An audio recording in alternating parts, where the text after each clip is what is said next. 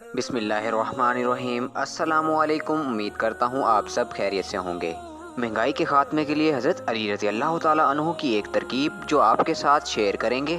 Video میں مزید آگے بڑھنے سے پہلے آپ سب سے گزارش ہے کہ چینل کو سبسکرائب کر لیں اور بیل آئیکن کو بھی دبا دیں تاکہ نئی آنے والی ویڈیوز آپ کو ملتی رہیں سب سے پہلے۔ تو چلیے ویڈیو کو شروع کرتے ہیں۔ آج کل پاکستان میں پھلوں کی قیمتوں میں ہوشربا اضافے کے خلاف سوشل میڈیا پر شہریوں کو پھلوں کی خریداری کا بائیکاٹ کرنے کی ایک مہم بہت زیادہ زوروں پر ہے، جس میں عوام سے اپیل کی گئی ہے کہ وہ پھلوں کی قیمتیں اعتدال پر لانے کے لیے جمعہ ہفتہ اتوار کو پھلوں کی خریداری کا بائیکاٹ کریں تاکہ گراں فروش گوداموں میں سڑنے کے بجائے کم قیمت پر پھل مارکیٹ میں لانے پر مجبور ہو جائیں۔ اسلامی تاریخ پر اگر نظر دوڑائیں تو ایسی ہی بائیکاٹ کی اپیل حضرت علی رضی اللہ تعالیٰ عنہ کے دور میں سامنے آئی تھی۔ سیدنا علی ابن ابی طالب کے زمانہ خلافت میں مکے کے اندر کسی موقع سے زبیب یعنی کشمش کی قیمت بڑھ گئی۔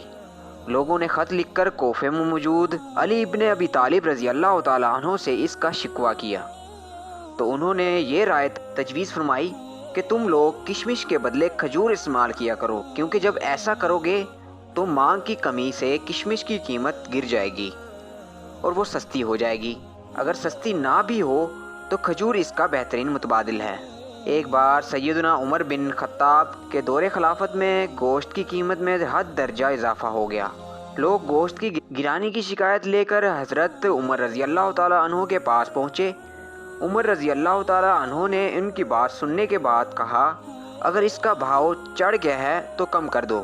لوگوں نے کہا، ہم ضرورت مند ہیں، گوشت ہمارے پاس کہاں ہے کہ ہم اس کی قیمت کم کر دیں۔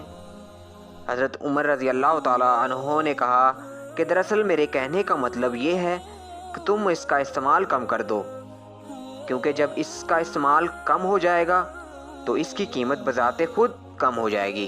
اگر ہم اس نصیحت پر عمل کریں تو مہنگائی کو کم کیا جا سکتا ہے۔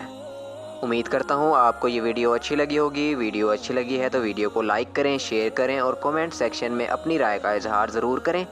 اپنا اور گرد و نواح کے لوگوں کا خیال رکھیں۔ ملتے ہیں اگلی ویڈیو میں۔